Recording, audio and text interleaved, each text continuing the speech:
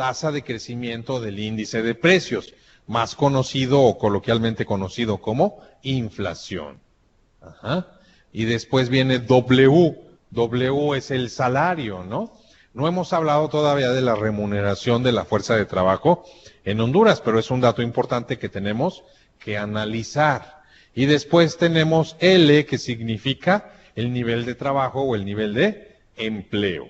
Ajá. Usé esas literales porque son las que habíamos visto en nuestro curso de economía gerencial. Si alguien se acuerda, esas son las que utilizamos, ¿sí? Entonces, para ver la evolución de las variables, vamos a hacer ese análisis. ¿Qué nos falta analizar o ver en ese esquema? Ese E que significa sector externo. Lo único que mencionamos del sector externo es que la cuenta corriente de la balanza de pagos presentaba un déficit como proporción del PIB, pero que además había mejorado. Es lo único que dijimos del sector externo.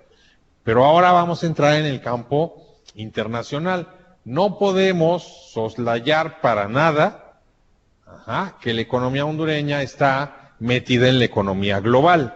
¿Eso qué significa? Significa que si los países desarrollados crecen, en automático tendrá un efecto positivo para la economía hondureña. ¿Por qué? Porque son nuestros compradores. Si le compran a Honduras bienes y servicios, eso se verá positivamente reflejado en la cuenta corriente de la balanza de pagos, pero a su vez en el Producto Interno Bruto de manera positiva. Por eso ustedes pueden ver que cuando la economía norteamericana, a la cual están muy ligados como país, como economía, en el sector externo, cuando la economía norteamericana decrece, en automático decrece la economía hondureña un trimestre después. Ajá. Pero también cuando crece, la economía hondureña también tiende a crecer. ¿Qué significa? Se llama interdependencia, se llama globalización y no podemos evitar ese análisis. Cuando hablamos del análisis de la economía y de la política económica en el país, pues tenemos que analizar el entorno internacional, ¿de acuerdo? Porque es inevitable entender que nos determina. Entonces, para que vaya quedando claro lo que van a hacer de tarea, aunque ahorita estamos revisando el de Honduras y todavía vamos a hacer otro después, pero lo vamos a hacer, ese reporte que está ahí, lo vamos a construir nosotros, con otro país. Entonces, quiero que vean que ahí va. Entonces, dice el punto número 1 en el esquema de hasta abajo, dice rasgos generales. Hasta ahorita empezamos con los rasgos generales a nivel del desarrollo de la política económica de Honduras. Después vamos a pasar completo a analizar cuál es la política fiscal, cuál es la política monetaria y cuál es la política cambiaria. Vamos a revisar los 3 rubros en lo particular. Y después vamos a ver todas las demás variables. Vamos a revisar inflación, desempleo, tasa de interés, cuenta corriente de la balanza de pagos, cuenta de capitales de la balanza de pagos, reservas internacionales. Todos esos datos los vamos a revisar en lo particular. Y finalmente vamos a hacer un diagnóstico. Ya que revisemos todo eso, vamos a decir, la economía hondureña está bien en esto, está regular en esto y está mal en esto otro. Eso es el diagnóstico. Y después vamos a hacer un análisis. ¿Está bien en esto? Por estos fundamentos. ¿Está regular en esto? Por estos fundamentos. ¿Está mal en esto? Por estos fundamentos. ¿Y después qué tendríamos que hacer? Prospectiva. ¿Hacia dónde va la economía hondureña derivado de lo que ya entendimos que está ocurriendo? ¿Ya tiene más sentido de qué se trata lo que estamos haciendo? ¿Ya lo ven? ¿Por qué voy y vuelvo? Muy bien. Ahora si nos regresas por favor al PDF. Si alguien tiene dudas, con toda confianza interrumpa y lo aclaramos.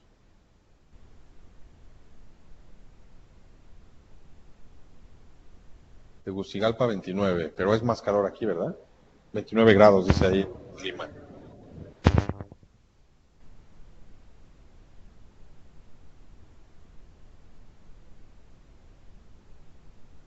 Pues ese lo tienes abierto, ¿no? Doctor. Sí.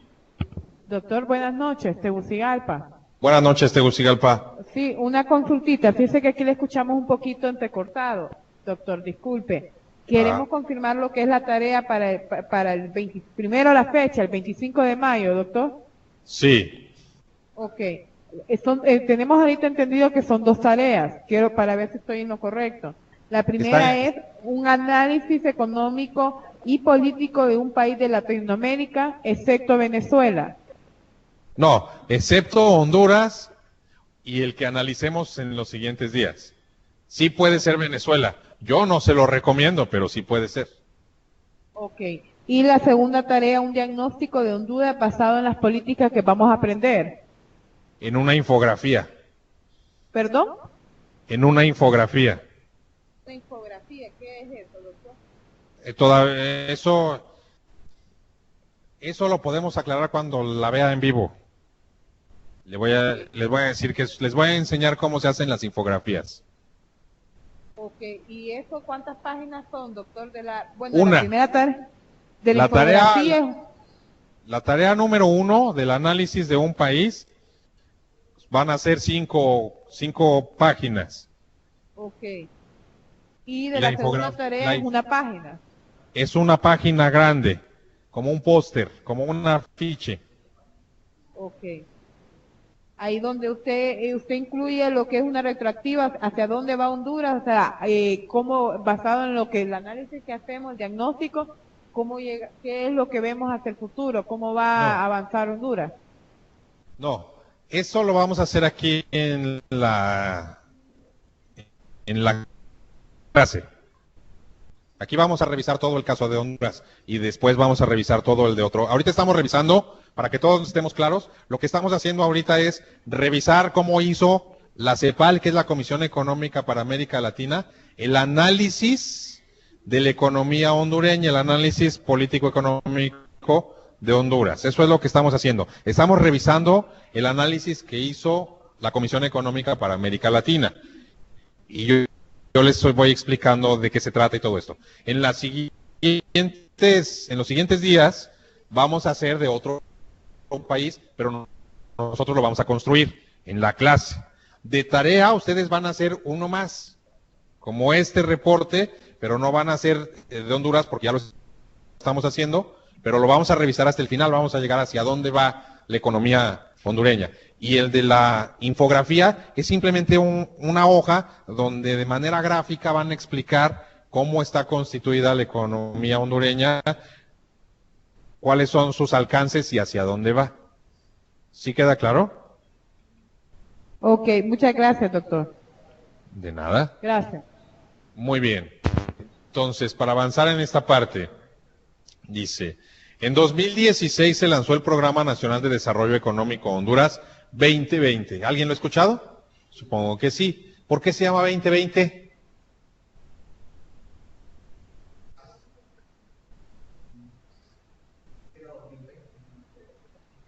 ¿No se acuerdan? Yo lo leí hace como 2 años, pero sí me acuerdo. El Plan 2020 de Honduras, porque tiene 20 puntos que se deben cumplir en 2020. Por eso le pusieron así. Y lo van avanzando, ¿eh? Yo no sé si lo van a conseguir al final, pero van avanzando. Dice, bueno, el Programa Nacional de Desarrollo Económico. ¿De qué se trata ese programa? Se trata de que, derivado de la política económica del gobierno hondureño, de la política fiscal, de la política monetaria, de la política cambiaria y de la política industrial, el gobierno iba a tratar de promover el crecimiento económico. Con ello iba a venir un incremento en el empleo y en las principales variables de la economía, un control de precios, o sea, una inflación controlada, y otras variables que hay ahí, para que después, pudiera venir una reducción de la pobreza, que anda en niveles de un poquito arriba de 60%. Y ya que viniera esa reducción de la pobreza, pudiera venir una recomposición social, así le llamaron ellos ahí, donde se disminuyeran los niveles de inseguridad y todo este tipo de cosas. Eso incluye todo ese plan que es económico, en crecimiento, pero también en desarrollo. ¿Cómo hacer que los hondureños mejoren sus niveles de vida? Propiciado desde la política pública. ¿De acuerdo? La política pública, siempre que oigan eso, es política fiscal o monetaria. Esas son las políticas públicas. Es la política económica, que ya entendimos que significa que el gobierno interviene para que la economía pueda crecer y mejorar su desempeño. Entonces, en 2016 se lanzó ese programa un instrumento de planeación, ahí se le fue la onda, plurianual, ha de decir, o algo así. Sí. Ajá. Que tiene como meta la generación, vean, ahí está, de 600,000 empleos a partir de la inversión de 13,000 millones de dólares en 4 sectores clave de la economía nacional. ¿Cuáles son esos sectores clave? El turismo, el textil, la manufactura intermedia, que es esta que les digo de importación temporal, ajá, y los servicios de apoyo a negocios. Esos son los sectores. Más adelante, cuando revisemos los números, ahí vamos a ver que el PIB, además de dividirse en consumo, inversión, gasto de gobierno y exportaciones netas de importaciones, también se divide en sectores económicos, el sector primario, secundario y terciario.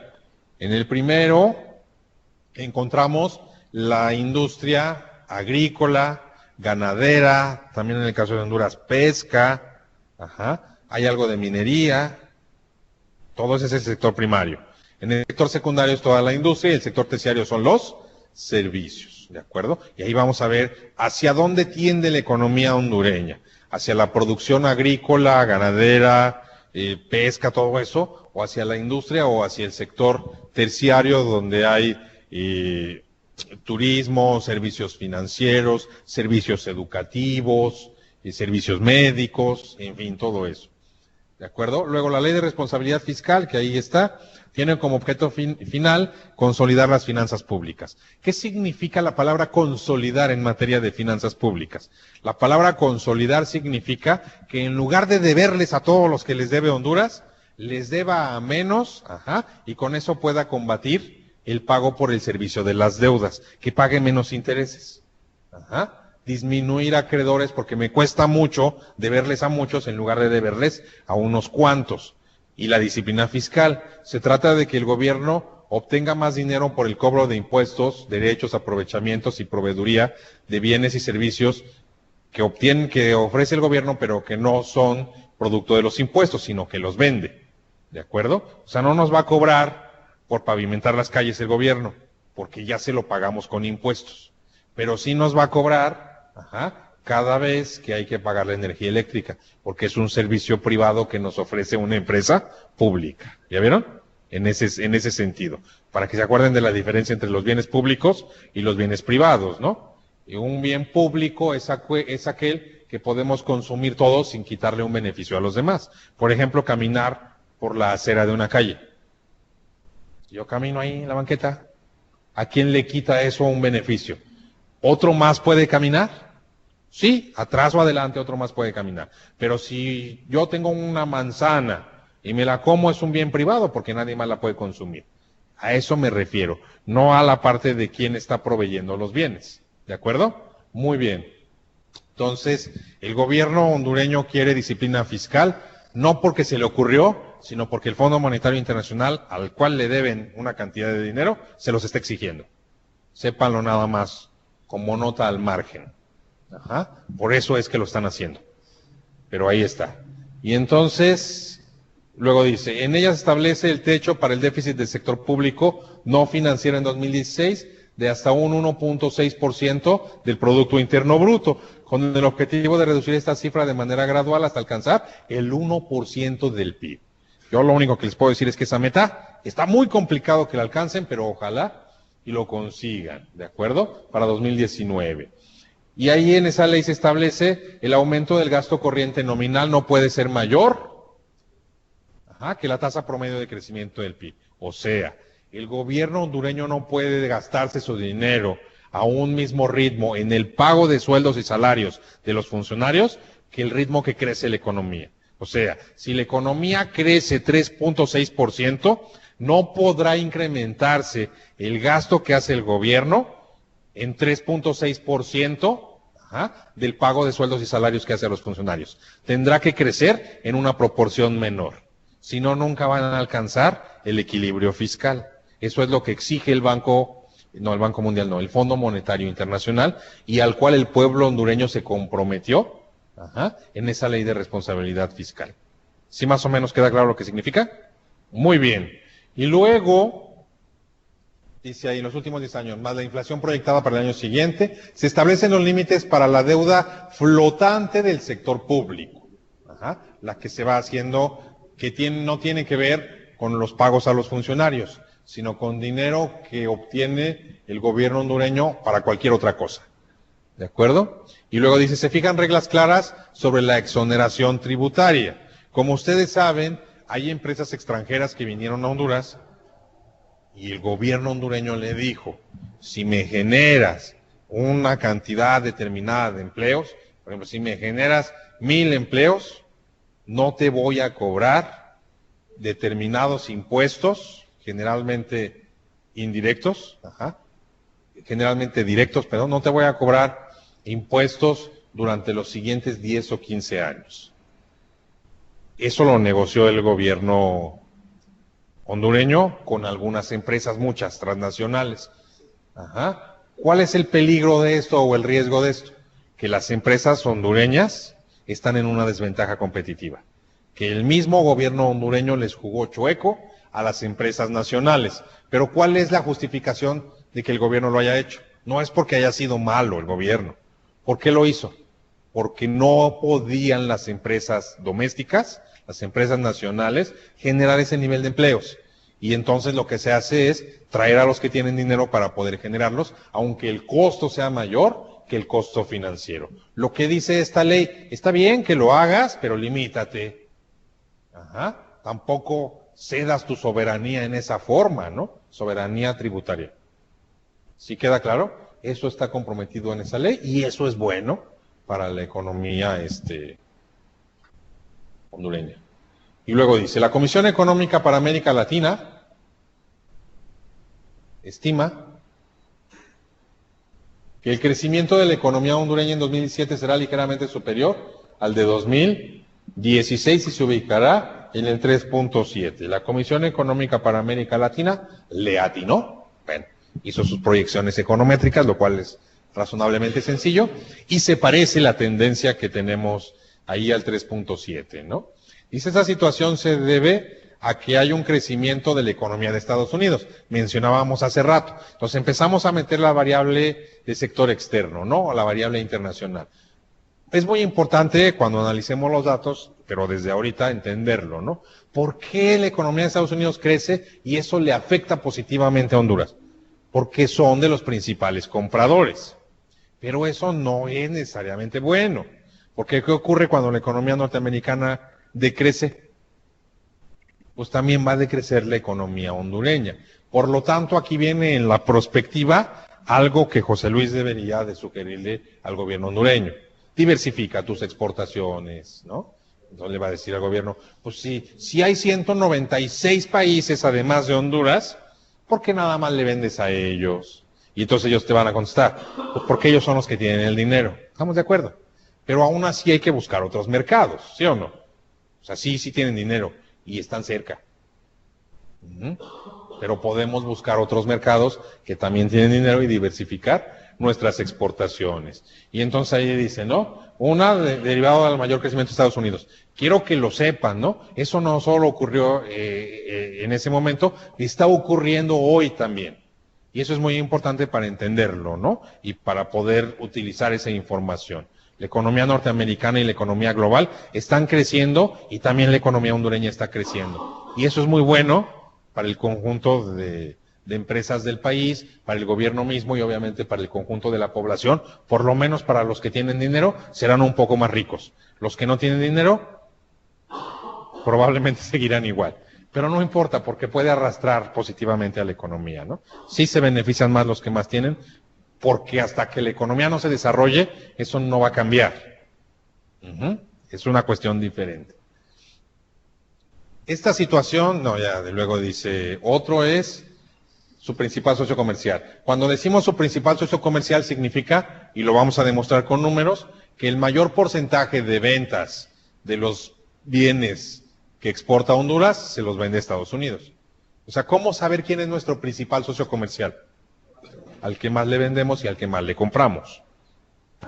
¿A quién le compran más los hondureños? ¿A Estados Unidos o a China? A Estados Unidos. ¿Son el principal socio comercial? Sí, son el principal socio comercial, ¿de acuerdo? Y luego, llamada de Choluteca. ¿Ya no está conectado? Pero tú no puedes ver ahí.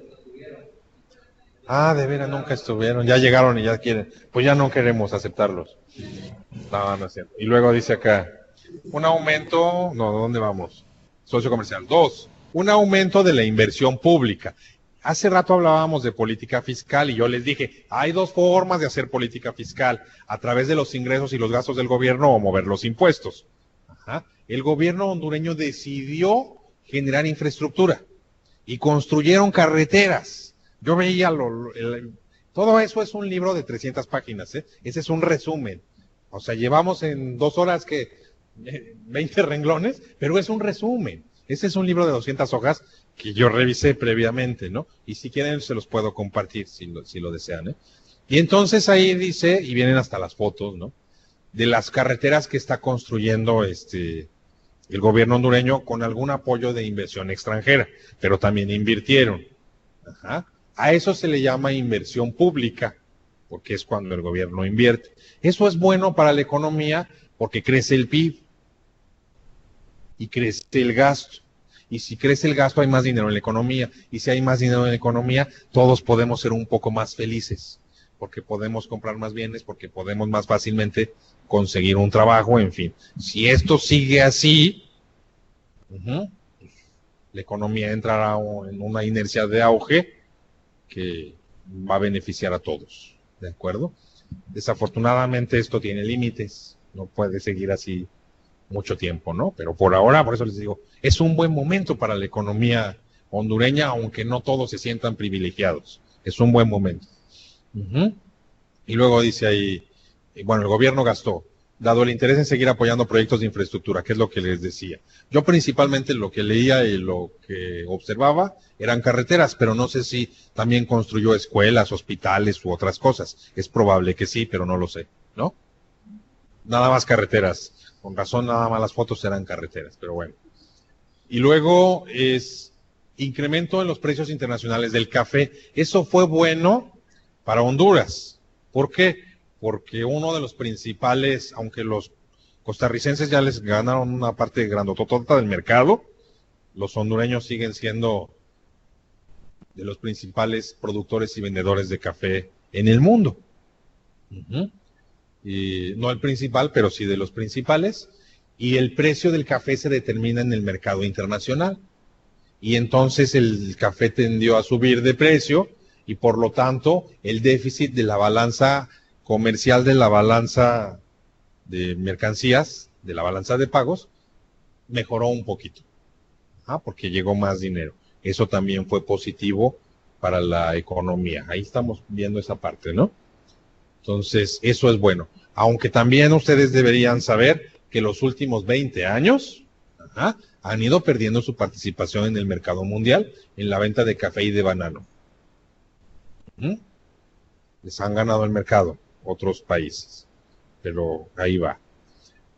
Y luego dice dinamismo del consumo privado. Arriba decíamos, oye, el consumo privado creció 3.8%. ¿A qué se refiere? Al dinero que gastan todos ustedes todos los días en comida, en hospedajes, en transportación, en ropa, en diversión, en médicos, todo eso que gastan todos los días. Los hondureños, ese es el consumo privado. De acuerdo a eso se refiere ese dinamismo, debido a los flujos de remesas. Y ahí viene, ¿por qué tuvieron más dinero? Porque los connacionales de allá enviaron más dinero. Pero tiene una explicación, José Luis. ¿Sabe usted por qué enviaron más dinero? Porque el señor Trump espantó a la gente. Y todos aquellos connacionales latinoamericanos que viven allá empezaron a enviar su dinero como pudieron. Porque iban a inventar o van a inventar un impuesto para esas remesas. Porque van a complicar la salida de ese dinero porque el señor Trump cree que es negativo para su economía.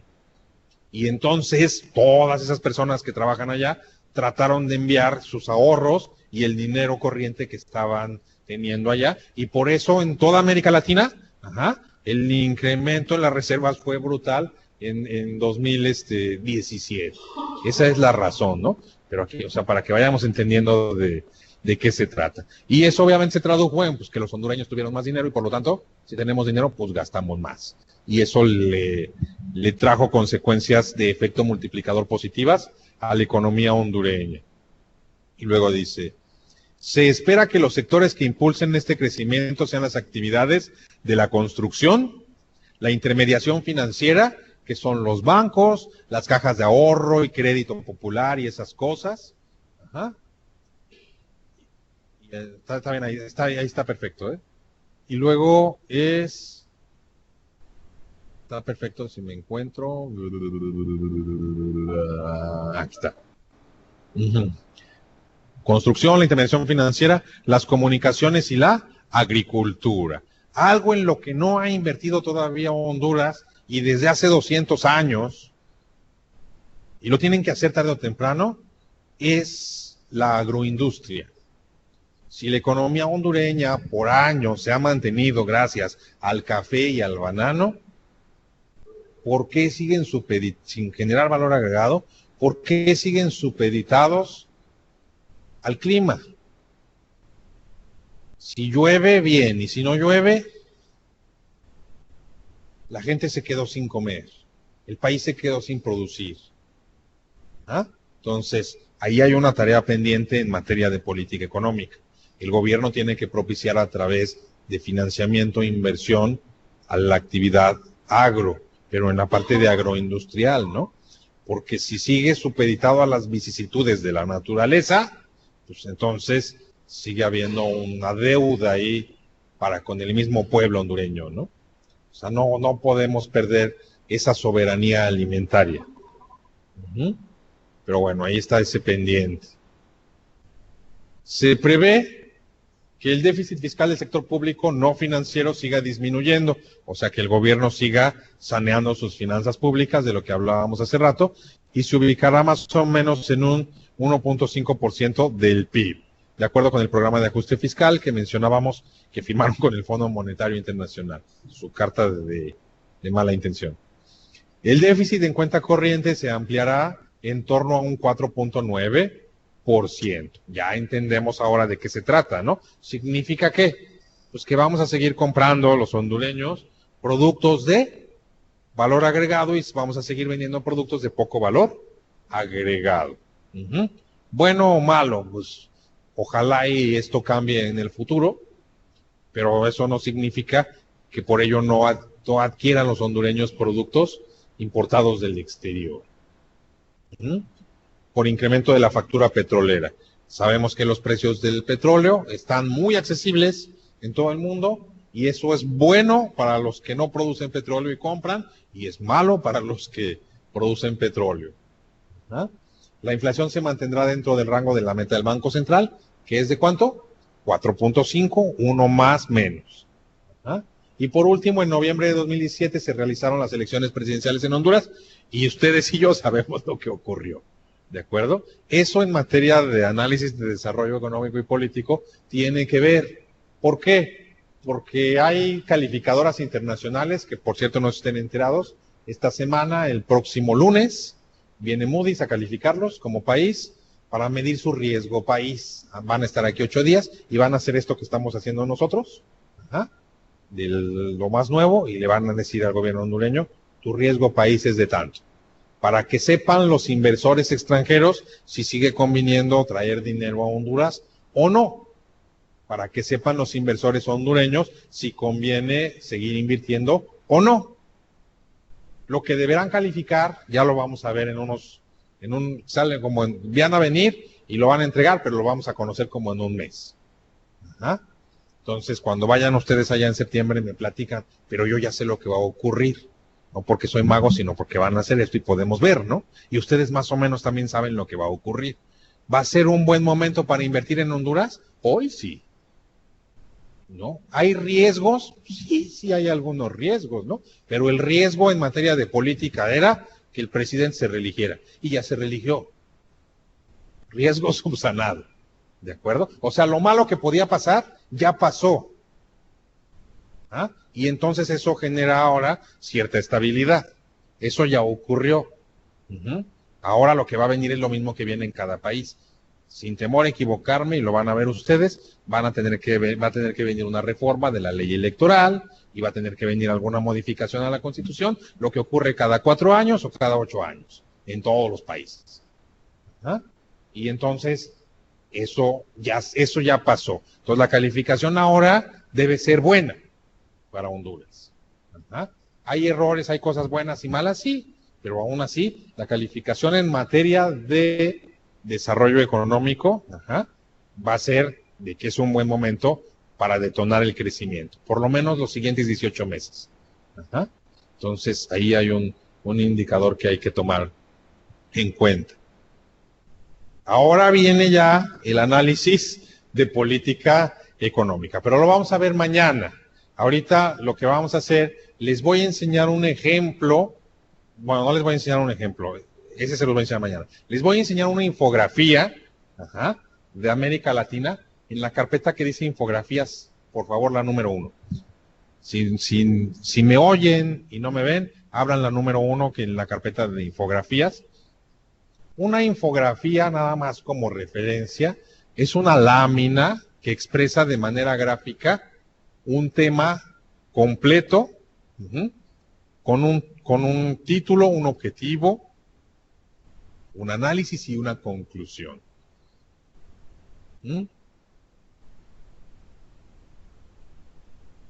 Muchas gracias. Ándale.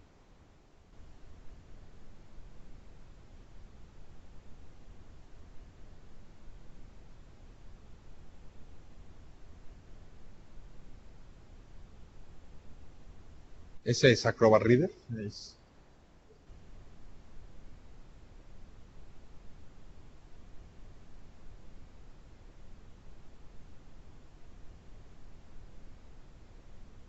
Ándale.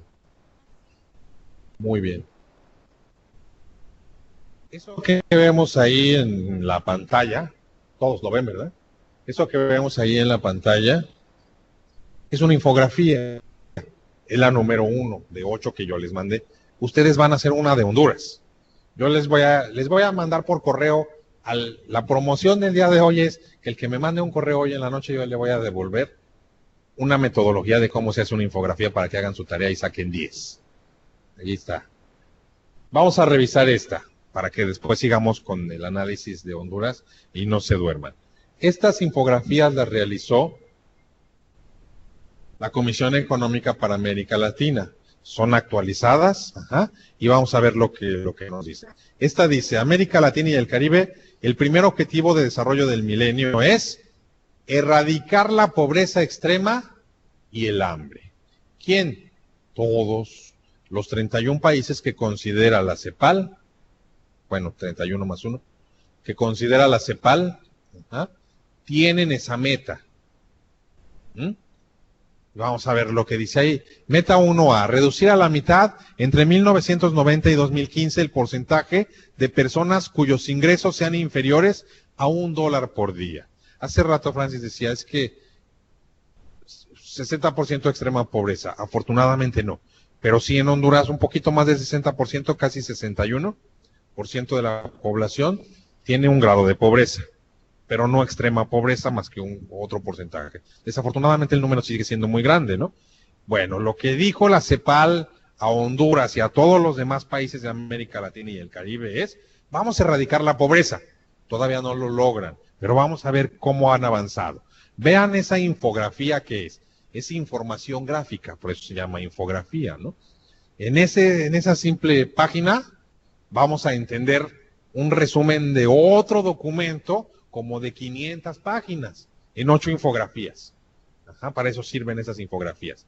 Y por eso quiero que hagan una, ¿no? Dice ahí, América Latina y el Caribe alcanza la meta de reducir a la mitad el porcentaje de personas que viven con menos de $1.25 diarios. Bueno, ¿por qué la referencia del dólar? La referencia es que todas aquellas personas que tengan el equivalente a $1 o menos al día están en extrema pobreza, de acuerdo a la Comisión Económica para América Latina, a la UNESCO y a la ONU, que todas son lo mismo. Cuando digo todas son lo mismo, no es en sentido figurado, es en sentido real, ¿no? Dependen las otras dos directamente de Naciones Unidas. Entonces dice ahí, en 1990 el porcentaje de la población que vivía con menos de 1.25 dólares diarios era de 12.6%. Extrema pobreza. Vean cómo va corriendo lo que nos indica, ¿ya vieron? Va corriendo ahí ese individuo que dice que esa meta puede ser alcanzada, ¿no?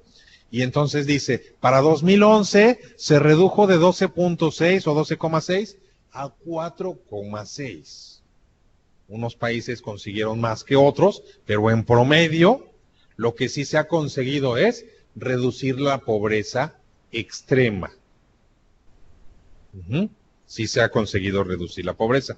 Vamos a revisar los datos de Honduras. Nos queda hoy, mañana y otros días, ¿no?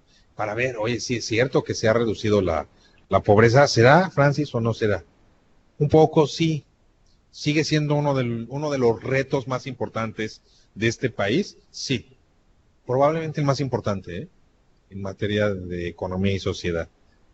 Pero no significa que un poquito nos haya avanzado. Y luego vean hacia allá, dice, pobreza sigue avanzando, erradicar la pobreza extrema en 2030. La pobreza afecta especialmente a mujeres, niños, pero más, a la discriminación, a lo que llamamos en conjunto pueblos originarios. A las personas más puras de raza, ¿no? Son a las que más les afecta. A las que no hablan español, no sé si aquí tengan etnias que no hablen español, ¿verdad? Esos todavía están más afectados por la pobreza, porque no tienen acceso a la mayoría de los servicios que no hablan español, hablan una lengua diferente.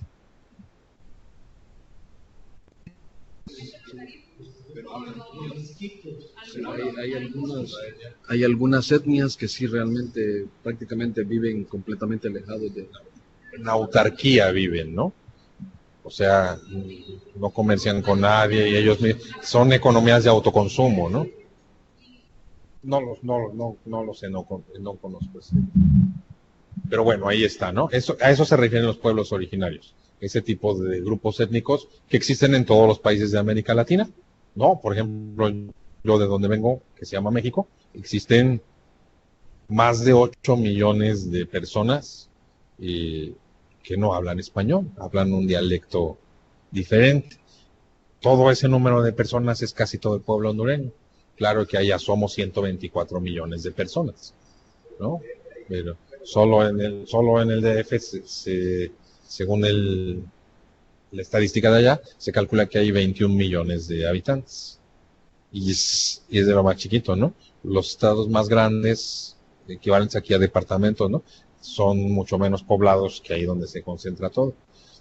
Pero la riqueza que se genera ahí es en el puro DF, equivale como a 10 países de la parte central de África. Están solo en ese DF, ¿no? Aunque hay gente a 2 kilómetros que se muere de hambre. Esos son los contrastes de las grandes ciudades en el mundo, ¿no? Entonces, pero más o menos eso ocurre en toda América Latina, ¿no? Entonces, ahí está ese camino. Dice, durante la última década la región ha mejorado la distribución del ingreso. Lo que dice esa infografía es que los muy ricos han cedido para darles algo a los muy pobres. Que los muy pobres son menos y menos pobres. Y que los muy ricos también son menos y un poquito menos ricos. Eso se cumple más en algunos países que en otros, ¿no? Les digo, o sea, no quiero yo meterme en ese rollo, pero en México hemos tenido al hombre más rico del mundo como por 8 años. Ahora ya no lo es, porque ahora el hombre más rico del mundo es Bezos de Amazon, ¿no? Pero un mexicano era. Eso no es bueno para México. Significa que un señor se queda con el casi 20% de la riqueza nacional de un país tan grande como ese. Eso es totalmente de pena ajena, ¿no? Pero bueno, esa es otra historia. Eso no ocurre nada más en México, ocurre en todos los países de América Latina y el Caribe, desafortunadamente. Los ricos concentran una gran parte de la riqueza y por eso, aunque se genere riqueza en los países, no les alcanza ese beneficio a la mayoría de las personas. Por eso los países crecen, pero no se desarrollan. Ajá. Eso es lo que desafortunadamente ocurre. Y luego vean esta balanza, qué bonita. Dice, factores que han contribuido a la reducción de la pobreza y desigualdad. Eso se equilibró más técnicamente a que pasáramos de 12,6 a 4,6. 8 puntos porcentuales, que están hablando de más de 100 millones de habitantes entre todos los países. Ese es un dato muy importante. Aunque el más grande sabemos, pues es Brasil. Y dice aquí, ¿quién me ayuda? ¿Qué dice? Incremento del empleo, que es importante. 2, disminución de la tasa de dependencia. ¿A qué se refiere? ¿Mande? ¿No? ¿A qué se refiere? ¿Mande? ¿Reducción de deuda? No. Tasa de dependencia. ¿De qué dependen los grupos más vulnerables? Asistencialismo y reducción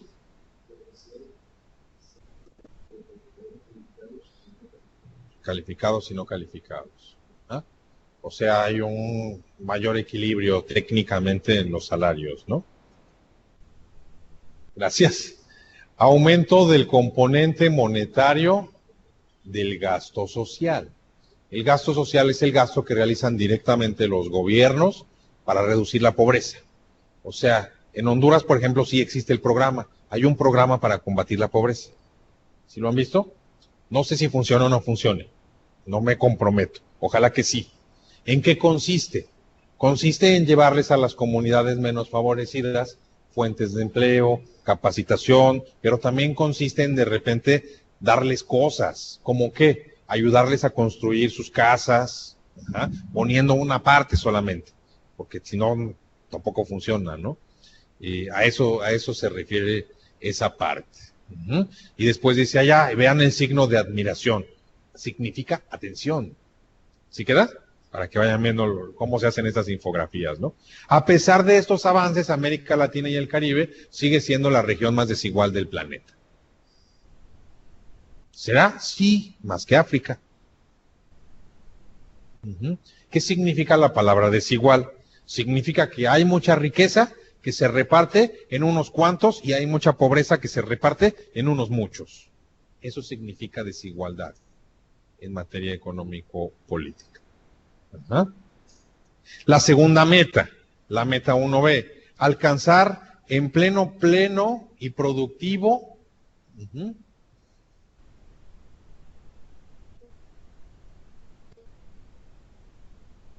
Incluyendo mujeres y jóvenes. Alcanzar en pleno empleo o empleo pleno es una quimera, es una cosa muy ideal, demostrado teóricamente, empíricamente, que no se puede. Pleno empleo o en pleno significa que todos tuviéramos un trabajo bien remunerado, que todas las empresas produjeran a su máxima capacidad, que todos los recursos fueran explotados de manera adecuada. Sí. Alemania tiene programado o estimado que para el 2025 va a tener pleno empleo.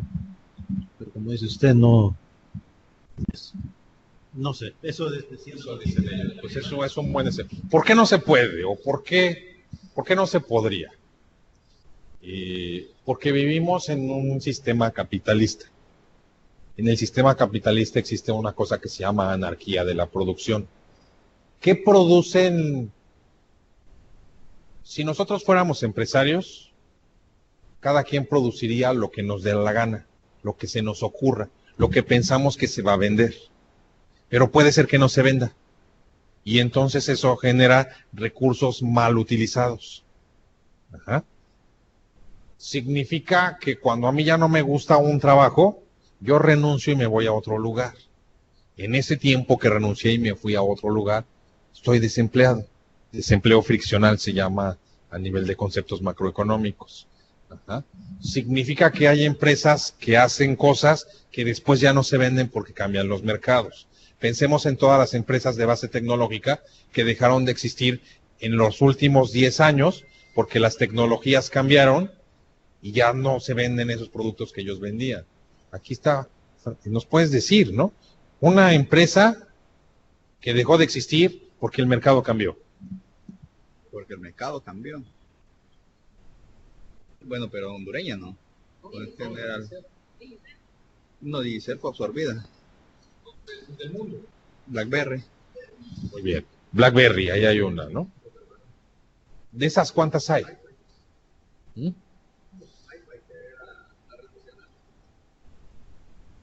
Y otras muchas. Bueno, hay una lista de más de 1000 empresas de esas que los últimos 10 años eran exitosas y fueron muriéndose. Ajá, ok. Eso significa que esas empresas dejaron instalaciones ociosas. Eso significa, sí, no, y no se acaba la lista. Si te vas más atrás, es Kodak a nivel mundial, ¿no?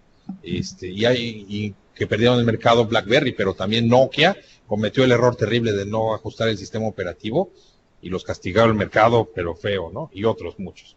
Entonces, todo eso que estoy mencionando significa que siempre hay recursos que están ociosos, recursos materiales, recursos humanos, recursos tecnológicos. Por lo tanto, el pleno empleo es hacia donde quieren tender todas las economías del mundo, pero nunca se puede alcanzar.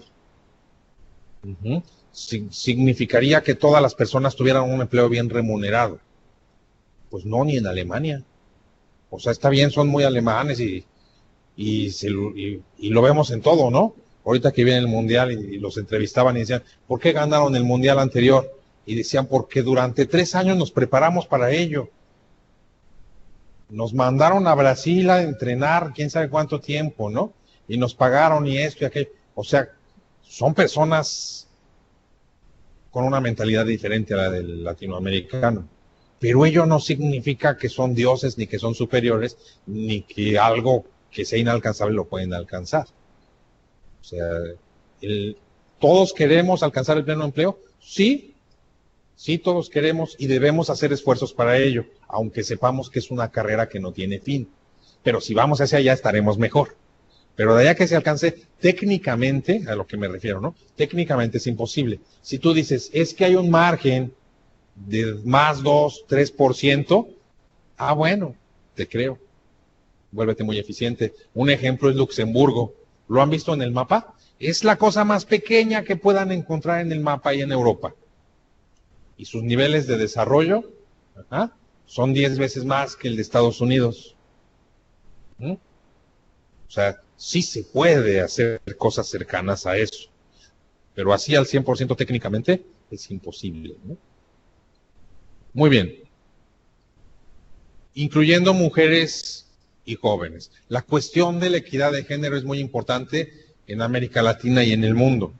Pero en América Latina todavía, las mujeres, por el hecho de ser mujeres, es un absurdo, ¿eh? Las mujeres por el hecho de ser mujeres ganan en promedio 40% menos que los hombres haciendo lo mismo.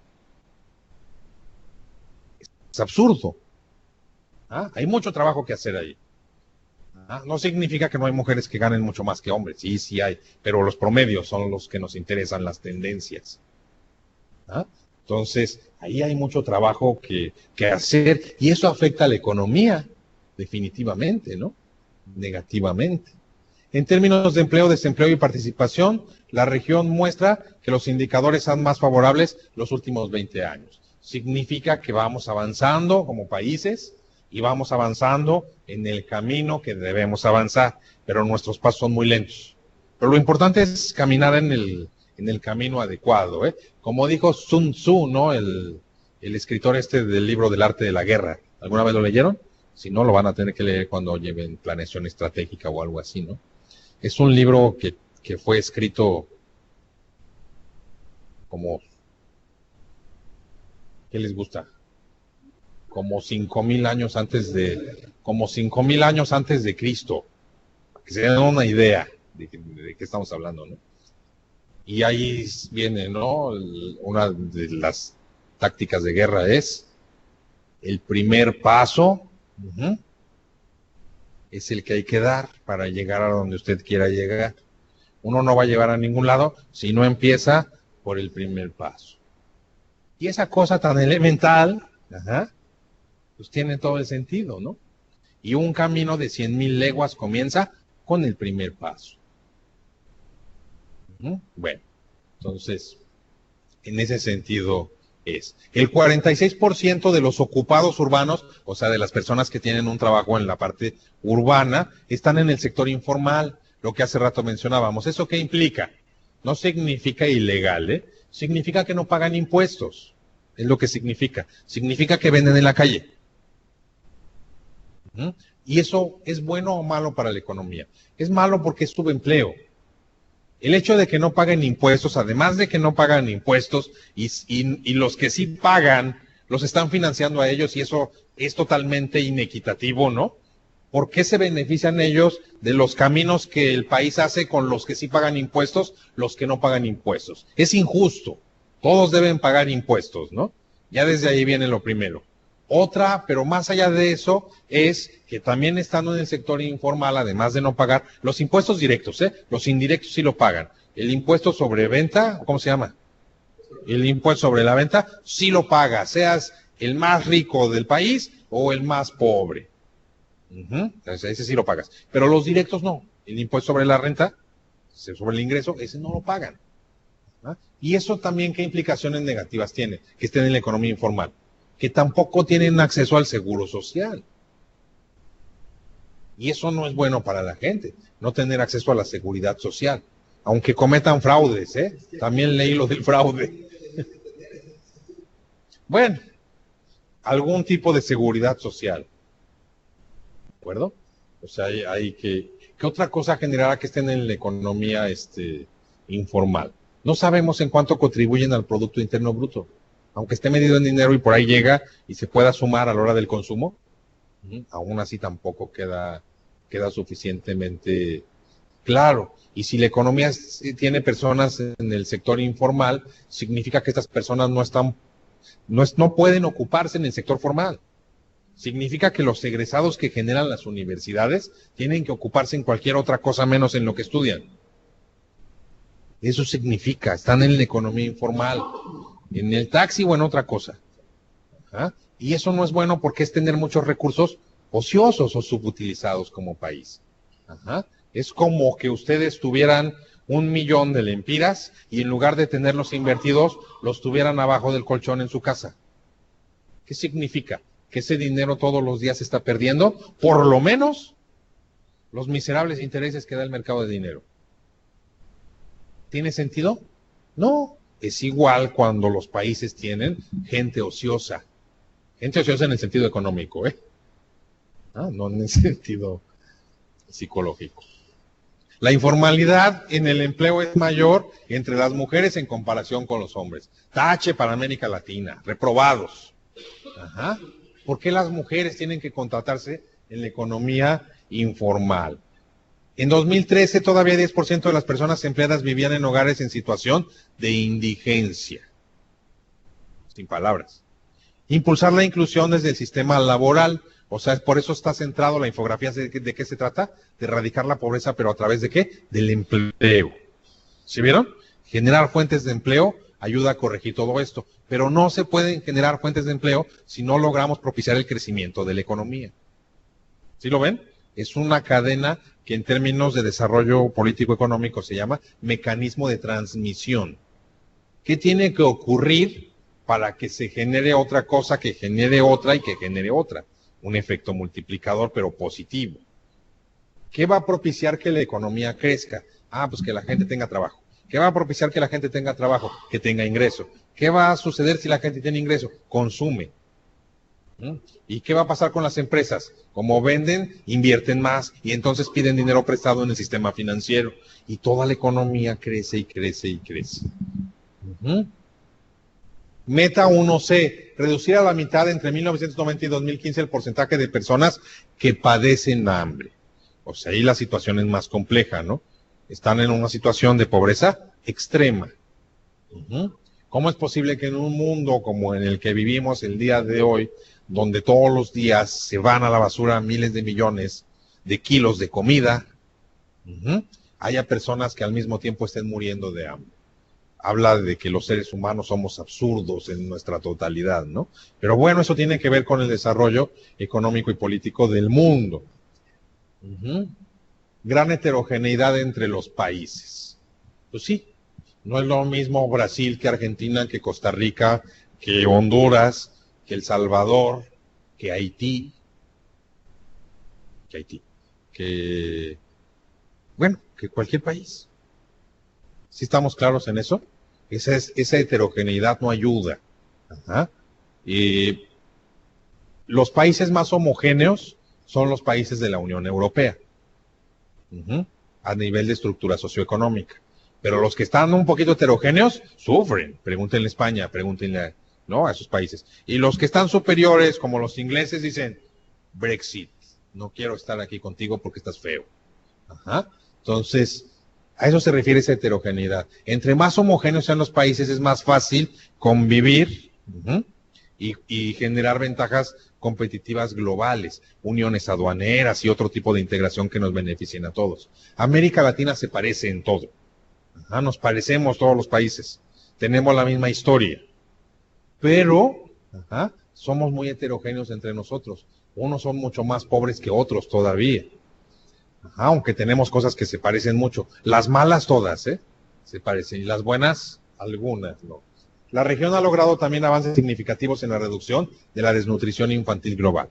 Bueno, es un poco lo que tiene que ver con la parte de erradicación de la pobreza. Y ahí viene el indicador de la UNESCO, ¿no? Peso en relación a la edad, para saber, ¿no? Oye, ¿en qué te basas para decir que hay menos desnutridos en el mundo?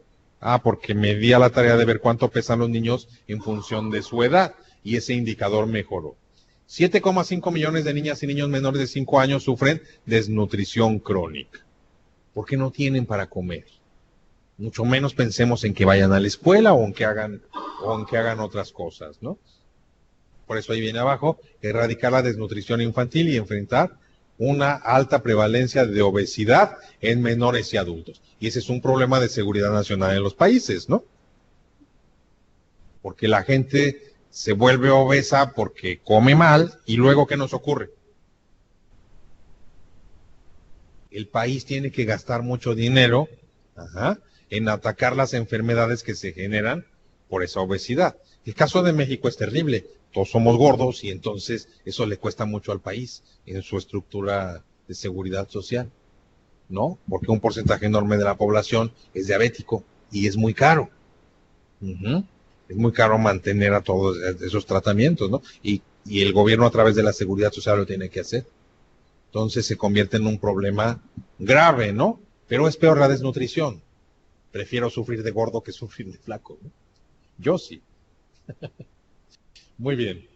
Entonces, ahí se acaba esa infografía, si no me falla. Una como esta lámina van a ser. ¿Vieron todo lo que expresa esta lámina en tan poquito espacio? Y las figuras lo que significan, y los colores lo que significan. Por eso, si en la noche me mandan el mail, yo les voy a mandar una de qué debe tener. Y ya, pero llena. O sea, yo les voy a mandar de qué debe. ¿Ya lo mandaste? Perfecto. ¿Sí? ¿Hasta aquí alguien tiene una duda de lo que hemos platicado el día de hoy? Quiero cerrar para que quede claro. ¿Estoy a tiempo? ¿Sí? Para cerrar nada más. Y de lo que empezamos a hablar el día de hoy es de que este curso se trata de entender el desarrollo político-económico de los países. Estamos aprendiendo cómo se hace. Y entonces el punto número 1 que entendimos es que lo que hay que analizar es la evolución reciente de un país a través de las variables fundamentales. Producto Interno Bruto es la primera. Balanza de pagos es otra, que es el sector externo. Inflación, muy bien, que es el nivel de precios. Desempleo, ocupación o desocupación. Y la parte de política económica. ¿De acuerdo? Entonces, eso es lo que empezamos a hacer el día de hoy. Estamos revisando un reporte que ya hizo la CEPAL. La idea es que terminemos de revisar las generalidades de este reporte y hagamos después un reporte como ese de otro país, el que ustedes quieran vamos a hacer. Yo no hice ninguno. Vamos a hacer, bueno, hice el de México, pero el chiste es que hagamos uno aquí. ¿Ah? Hice el de México y el de Honduras, ¿no? Pero esos son los que hizo la CEPAL. Vamos a hacer uno para que ustedes hagan después uno de tarea y yo vea si aprendieron o no aprendieron así de fácil, ¿no? Y la infografía, es una hoja como esa, ahí vienen más ejemplos de otras que quiero que revisemos, ajá, pero ahí vienen más ejemplos para que expresen el desarrollo económico y político, lo que estamos viendo hoy de Honduras en una lámina como esa. Que me digan, mira, se redujo el déficit de la cuenta corriente en tanto, ¿no? Y aparezca ahí un dibujito. Para ti va a estar más fácil que para otros, ¿eh? Muy bien. ¿Sí queda claro de qué se trata? Ese es nuestro asunto. Entonces, para cerrar, eso es lo que estamos haciendo. Eso es lo que vamos a aprender a hacer. Al final, ustedes de este curso van a ser capaces de hacer un análisis genérico como es. Yo sé que la idea no es que se vuelvan expertos en esto. Tampoco los voy a martirizar con esto. Pero sí es muy importante que aprendan a hacerlo y a entenderlo en la generalidad como estudiantes de este doctorado. ¿Sí? Si no hay dudas, allá mis amigos de Ciguatepeque, Tegucigalpa, ¿ya se fueron o ahí siguen? ¿Ahí están? Bueno. Aquí estamos todavía, doctor. Perfecto, entonces ya vayan a cenar, vayan a dormir y mañana tenemos que vernos a la 1 de la tarde, tiempo de Tegucigalpa. Muchas gracias, doctor.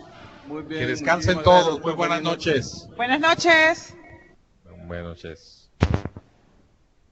Ya es todo.